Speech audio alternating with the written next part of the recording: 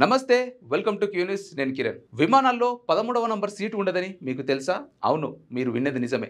విమానాల్లో ఈ seat number ఉండదు. 12వ నంబర్ సీట్ల వరుస తర్వాత డైరెక్ట్గా 14వ నంబర్ వరుస వస్తుంది. విమానయాన సంస్థలతో పాటు తయారీ కంపెనీలు కూడా తమ సీటు లేఅవుట్లో ఈ సంఖ్యను ఉంచవు. కానీ అసలు కారణం ఏమిటి?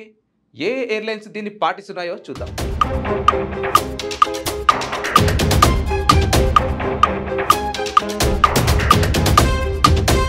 13 అనే సంఖ్యకు ప్రపంచవ్యాప్తంగా ఒక ప్రత్యేకమైన ముద్ర ఉంది. ముఖ్యంగా పాశ్చాత్య దేశాలలో 13ను అపశకునంగా భావిస్తారు.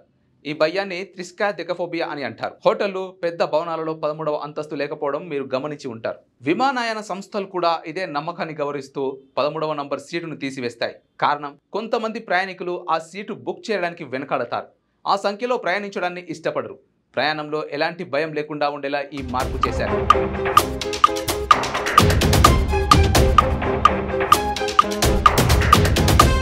Lufthansa, Ryanair, Air France, Alaska Airlines వంటి అనేక అంతర్జాతీయ విమానయాన సంస్థలు ఈ నంబరింగ్ పద్ధతిని పాటిస్తున్నాయి.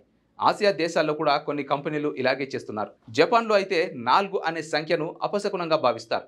అందుకే అక్కడ కొన్ని విమానాలలో 4, 14 సీట్లు ఉండవు.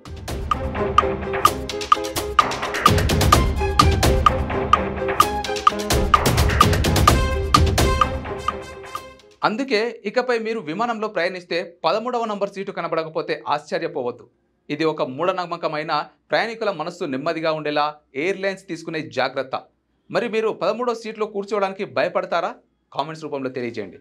ఇది ఇవాల్టి స్పెషల్ స్టోరీ. మరొక స్టోరీతో మళ్ళీ కలుద్దాం. అంతవరకు సెలవు.